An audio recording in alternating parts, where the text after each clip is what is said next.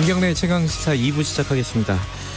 아까 우리 뉴스 언박싱에서 잠깐 말씀을 드렸었는데 지금 더불어민주당이 서울시장, 부산시장 재보선 선거에, 그러니까 재보선에 후보를 내겠다는 입장을 공식화했습니다. 이게 이제 뭐 약속을 위반한 거 아니냐, 뭐 이렇게 야당의 비판이 나오는 상황이죠. 그리고 어제 뭐 이명박 전 대통령 대법원 판결도 있고 뭐 여러 가지 정치 현안 좀 얘기 좀 나눠보겠습니다. 오늘은 국민의힘 성일종 의원과 함께합니다. 의원님 안녕하세요. 네, 안녕하셨습니까? 예. 서산태안 출신 성일종 의원입니다. 예, 뭐 앞에 인터뷰 하던 것 좀 이어서 이명박 전 대통령 얘기 좀 여쭤보죠.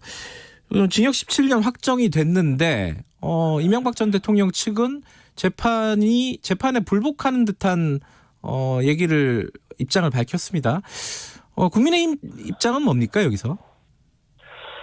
뭐 사법부의 판단이기 때문에요. 네. 우선 입법부가 그 부분에 대해서 관여를 하는 것은 적절하지 않을 것 같고요. 네. 어쨌든 이러한 여러 가지 국민들 생각이 좀 틀린 부분들은 있지요. 네. 여권을 지지하는 국민과 야권을 지지하는 국민들의 생각은 좀 틀릴 수 있고 네. 상당히 또 고령이고 우리나라의 대통령 두 분이 다 영어에 몸이 돼서 지금 들어가 있는 것 같은 경우는 참 좋지 않은 모습이지요. 예. 그래서 이런 것들이 많은 국민들이 정치적 그 상황에서 바라보는 보복의 성격이 있는 거 아닌가 이렇게 보고 있는 것도 한쪽의 국민들의 생각인 것 같습니다. 정치 보복의 성격이 있다 이렇게 보시는 거예요? 그 이유는 그런 것이지요. 울산 지방선거 할 때 부정선거 사건 같은 경우는 국기를 흔드는 굉장한 사건들이잖아요. 네. 그래서 이런 것들이 균형 있게 이루어지면 그 어떤 판결들도 또 정부가 하는 것들에 대해서 객관성을 부여할 수 있을 겁니다. 네. 그러나 그런 것들에 대해서 더 큰 사건들이 많고 더 중대한 사건, 민주주의가 완전히 훼손되고 국기가 흔들리는 엄청난 사건들이 있음에도 불구하고 그런 사건들과 균형이 이루어지지 않고 있는 것은 문제가 있는 것이지요. 그러니까 정치적 보복의 성격이 전 정권이기 때문에 적폐라고 몰아붙이기 때문에 이 정권이 잡아서 신적폐는 생산이 안 됐나요? 많이 나왔거든요. 그렇기 때문에 이런 부분들에 대해서 균형이 맞지 않는 건 사실입니다. 그러니까 그게 그래서 지금 뭐 사면이라든가 이런 것들 얘기가 일부 좀 나오는 것 같은데 여기에 대해서는 어떻게 생각하십니까? 뭐 사면이라고 하는 것은 대통령이 고유한 권한이기 때문에 저희가 뭐 그런 부분들에 대해서 고령이고 또 전직 대통령들의 여러 가지 것들을 고려해서 해야 될 수 있는 부분들에 대해서 얘기는 할 수 있지만 대통령께서 갖고 계시는 고유한 권한이기 때문에 저희가 뭐 아무리 얘기를 해도 그 결정이야 대통령만이 하실 수 있는 사항들이죠. 그런데 이제 뭐 아까 제가 안민석 의원에게도 물어봤는데 이게 본인이 뭔가 사과를 하고 뭐 참여를 하고 뭐 이러면은 사면이 될 수는 있겠지만은 본인이 재판에 불복하는 듯한 모습을 보이면 사면 얘기가 나올 수가 있나요, 논리적으로? 그렇게 따지면 저희도 그렇게 묻겠습니다. 그러면 8개 부서인가요? 13명이 구속되어 있는 청와대 그 울산 시장 부정선거 사건 같은 경우는 여당이 이 부분에 대해서 해명을 하거나 아니면 사과를 했나요? 똑같은 이야기입니다. 지금 정치적 사안을 놓고 보는데 힘 있는 쪽이 푸는 것이지요. 협치 얘기를 하는데 협치를 어디 하고 누가 해야 되겠습니까? 힘 있는 자가 손을 내밀고 도와달라고 요청하고 더 겸손할 때 국민의 박수를 보낼 수 있는 겁니다. 어쨌든 전직 대통령들이 들어가 있는 것은 헌정사에 굉장히 불행한 일이고요. 이런 부분들에 대해서 청와대가 또 대통령께서 집권 세력들이 이런 부분들을 정치적 판단을 하고 또 고민을 하고 사면을 하든 뭘 하든 이런 것들을 해야지 뭐 그것들의 조건을 달고 하는 게 무슨 의미가 있겠습니까? 김종인 비대위원장이 그 뭐 박근혜 전 대통령 얘기도 같이 묶어서 이명박 전 대통령 관련해서도 이게 사과를 해야 된다는 취지의 발언을 한 적이 있지 않습니까? 여기에 대해서는 어떻게 생각하십니까? 저는 옳은 방향이라고 생각을 합니다. 어쨌든 역사가 지나갔는데 친박 비박을 해가지고 싸우다가 쪽박을 찬 거 아닌가요? 그런 것들이 지금 대한민국에 혼란으로 왔고 국가가 지금 뭐 곳곳이 다 성한 곳이 없을 정도로 국민들이 걱정을 하고 계시기 때문에 예. 시대를 책임졌었던 예. 한 세력으로서 또 그런 부분에 대해서 잘못된 부분이 있으면 예. 당연히 공당으로서 죄송합니다. 예. 공당으로서 그런 부분들이 있으면 사과할 부분이 있으면 저는 사과하는 게 맞다고 생각을 합니다. 아, 그러니까 이제 확정 판결 났으니까 사실 사과할 부분이 생긴 거잖아요. 이 부분은 어떻게 예. 생각하시는지. 예. 뭐 여러 가지 종합적으로 정치적 판단을 비대위원장님께서 고민을 하실 거로 봅니다. 예, 알겠습니다. 이명박 전 대통령 얘기는 이렇게 하고요. 지금 어제 시정연설이 있었잖아요. 아, 그제군요, 벌써. 그제 예. 대통령 시정연설이 있었는데 그때 조영 원내대표 몸수색해가지고 청와대 경호처에서 좀 약간 뭐랄까 반발이 좀 있었습니다. 결국 사과를 받아들인 거죠, 조영 원내대표가 경호처의 사과를. 네, 그렇습니다. 받아들이셨습니다. 예, 이 부분에 대해서는 뭐 일단락 된 건가요? 뭐 더 이상 문제 제기는 없는 건가요? 일단락 됐다고 봐야지요. 예. 또 이것도 아무것도 아닌 일입니다. 네. 뭐 여러 가지 그 규정대로 했다 이런 핑계 댄 것 자체가 잘못된 일이고요. 네. 분명한 것은 대통령께서 국민께 보고하러 오시는 자리인데 예. 뭐 대통령께서 이런 거 지시하셨겠습니까? 경호처가 너무 과하게 했겠지요. 네. 또 그 경호처에 갖고 있는 권위 오만 이런 것들이 힘으로써 표출된 그런 사항인데 네. 이 사안이 나왔었을 때 바로 사과를 했으면 바로 끝났을 일들입니다. 그런데 네. 이런 부분들이 매끄럽지 않게 됐었고요. 예. 사과를 했기 때문에 주호영 대표께서 수용하신 거로 알고 있습니다. 지금 국감이 거의 끝나가는데 국회 운영이 청와대 국감이 어제 뭐랄까 연기가 됐잖아요, 그죠? 예. 지금 안보실장은 나중에 이제 출석을 한다는 건데 민정수석은 또 이제 출석하니 많이 좀 실갱이가 있는 것 같습니다. 민정수석은 관례상 뭐 출석을 잘 안 하잖아요, 원래? 이거 어떻게 되는 겁니까? 사안이 없으면 안 네. 나올 수도 있겠죠. 그러나 지금 옵티머스 라임 사태를 비롯해서 청와대의 이진아 행정관 같은 경우가 다 관련이 되어 있잖아요. 네. 옛날에 조국 수석 같은 경우도 김태우 전 민정에 있었던 행정관의 관련 사안이 있었을 때도 나왔습니다. 네. 청와대가 당연히 나서서 이런 부분들을 해명을 해야지요. 네. 청와대의 업무의 특성상 여러 가지 이유를 대면서 안 나오는 것은 국민에 대한 도리가 아니지요. 그리고 네. 관례하는데요. 예. 아까도 말씀드렸지만 조국 수석도 나오신 적이 있습니다. 네. 그래서 이러한 관례는 왜 있습니까? 나온 건 관례 아닌가요? 그래서 지금 상당히 여러 가지 문제점들이 있기 때문에 나와서 당당하게 설명하는 게 전 국민에 대한 도리라고 생각을 합니다. 그러면 민정수석이 꼭 만약에 안 나온다 그러면 그 운영이 국감은 어떻게 되는 겁니까? 증인 채택할 때도 여당이 협조를 했나요? 다 안 했거든요. 거의 안 했거든요. 예. 안 나올 생각으로 갖고 있겠죠. 저는 안 나올 것으로 봅니다. 안 나올 것으로 보세요?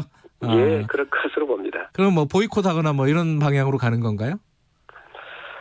여러 가지 그 이외에도 예. 우리 해수부 공무원의 북한에 의해서 피살된 사건 같은 경우도 있고요. 네. 또 폼페이오 미국 국무장관이 아시아를 2번 오면서 대한민국을 지금 패싱하고 있잖아요. 네. 외교안보적으로도 굉장히 심각한 문제가 있고 여러 가지 사안들이 많기 때문에 운영위를 보이콧할 수는 없지 않나 생각을 합니다. 진행은 하되 나와 달라 하지만 안 나올 것으로 예상된다. 뭐 이런 말씀이시네요, 그죠? 여러 가지 사안이 크기 때문에 꼭 나오셔야지요. 나오시기를 간곡하게 촉구합니다. 알겠습니다.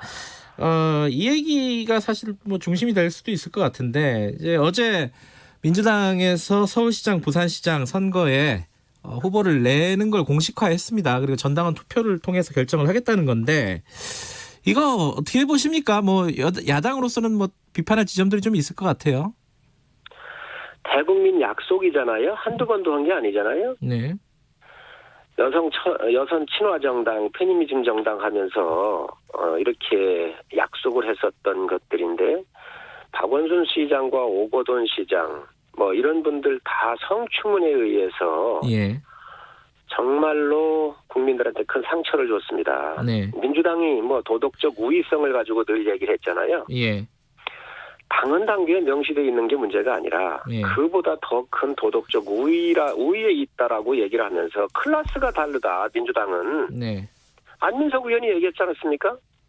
그런데 이 성추문 예. 대권 반열에 있는 사람들이 성추문을 저질러 놓고 이 부분에 대해서 후보를 내겠다라고 약속했던 것을 뒤집는 것, 또 당헌 당규에 있는 것, 그리고 대통령께서 약속하신 내용들입니다. 5년 전인가요? 네. 또 공격을 하셨고요. 예. 그래놓고 나서 지금 와가지고 후보를 내겠다. 클래스가 다르다겠던 사람들이 과연 그런 말 할 수 있을까요? 너무너무 이중성이고 국민에 대한 국민을 무시하는 것도 네. 너무너무 도를 넘었다 생각을 합니다. 이 문제는 대통령께서 좀 대답을 하셨으면 좋겠습니다. 왜냐하면 예. 대통령께서 당헌 이 96조 2항에 예. 그 선출직 공직자들이 부정부패 중대한 잘못으로 인해서 이 직위를 상실했었을 때는 후보를 내지 아니한다라고 한 것을 대통령께서 약속하셨고 당헌 당규로 넣었잖아요. 그러니까 네. 대통령께서 그에 대한 그 여당 출신이기 때문에 말씀을 하시는 게 저는 옳다고 생각을 합니다. 이 관련해서는요. 저희들도 더불어민주당 쪽 인터뷰도 여러 번 해봤고 물어보면 항상 이런 대답이 나옵니다. 후보를 안 내는 거에 과연 책임 있는 것이냐. 후보를 내서 국민의 선택을 다시 한번 물어보는 게 심판을 받는 게 더 공당으로서 책임 있는 자세다. 이런 식으로 얘기를 한단 말이에요. 이런 대답에 대해서는 어떻게 생각하십니까? 말장난이 아니겠습니까? 말장난이요. 예. 그럼요. 규정도 있고 대국민 약속 아닙니까? 예. 그러면 앞으로 정당이 특히 집권 여당이 야당은 뭐 후보도 상당히 찾기가 어렵고 이런 부분들이 있으니까 또 책임이 좀 덜할 수도 있지만 예. 어찌됐든 야당이 됐든 여당이 됐든 공당이 국민한테 약속한 것이고 네. 이 엄청난 사건을 통해서 국민들이 다 충격을 받았잖아요. 예. 그리고 그 이유 때문에 재보선이 이루어지는 거거든요. 네. 책임한테 여당한테 있습니다. 또 박원순, 오거돈 했었을 때 얼마나 이 정권이 이것을 덮기 위해서 많은 정보들도 차단하고 현재까지도 그렇지 않습니까? 네. 그래놓고 나서 국민한테 책임을 묻겠다. 전 있을 수 없는 궤변이자 정말 그 정치의 모든 그 격을 떨어뜨리고 있는 것이 여당 아닌가 생각을 합니다. 국민의힘 얘기 잠깐 해보면요. 선거 관련해가지고 후보가 뭐 나오겠다는 사람은 많은 것 같은데 이 필승 후보라고 할까요? 이게 잘 안 보인다. 이게 뭐 내부적으로도 그런 얘기들이 많이 있는 것 같아요. 지금 후보 관련해가지고는 좀 어떤 논의들이 좀 오가고 있습니까? 우선 야당은 여당보다는 좀 인물란에 허덕이는 것이 역사적으로 늘 그렇지요. 네. 그러니까 그런 부분들을 국민들께서 이해를 하고 계실 거고요. 예. 또 우리 김종인 비대위원장님께서 참신하고 또 능력 있는 신인을 비롯해서 당내의 인사들 네. 두루두루 이렇게 저는 만나시고 계시다고 생각을 합니다. 네. 대내적으로 후보군을 접촉하고 계시고 찾고 계시고요. 그래서 시간이 가면서 곧 가시화의 윤곽이 나오지 않겠나 저는 그렇게 보고 있습니다. 이게 이제 선거가 몇 달 안 남았는데 이제 뭐 중도층을 좀 어필하고 흡수하고 이러려면은 아까 말했던 뭐 이명박 전 대통령 관련된 이런 부분에 대해서도 시원하게 사과하고 이런 모습을 보이는 게 오히려 나은 거 아니냐 뭐 이런 얘기들도 있어요. 이거는 어떻게 보십니까? 그런 전략은 어떻게 생각하세요? 정부적 판단이니까요. 네. 우리 아무래도 사령탑인 비대위원장님께서 판단하시지 않겠나 생각을 하고요. 예. 아무래도 여러 가지 측면에서 선거라고 하는 것은 미래의 인물을 뽑는 그렇죠. 거잖아요. 예. 그리고 준비된 인물을 뽑는 것이고 새로운 비전을 국민한테 제시를 하는 거니까 예. 과거에 대한 형태를 한번 정리하는 것은 저는 긍정적으로 보고 있습니다. 알겠습니다. 근데 지금 김종인 비대위원장 말씀을 하셨는데 이 조경태 의원이 조기 전당대회 주장을 했단 말이에요. 이게 사실상 비대위원장 퇴진론에 가깝잖아요. 이거는. 이거 어떻게 생각을 해야 되는 거죠? 조경태 의원께서는 원래 지금 말씀하신 자강론이지요. 자체적으로 우리가 당을 이끌어가야 된다는 이야기를 소신처럼 갖고 계신 분이고요. 예. 비대위원장님을 모셔오기 전에도 그 이야기를 하셨던 분이고, 예. 근간에도 그런 말씀을 하셨습니다. 그러나 의원들께서 지금 비대위원장께서 열심히 하고 계시고, 네. 또 우리 당이 국민의힘이 지금 받고 있는 20대 후반에서 30대 중반까지 오르락 내리락 했었던 이런 지지율은 사실 여러 면에서 보면은 저희가 받을 수 있는 한 70, 80%는 받지 않았나 이렇게 저는 개인적으로 생각을 하고 있습니다. 예. 그러면 플러스 알파가 있어야 되는데 예.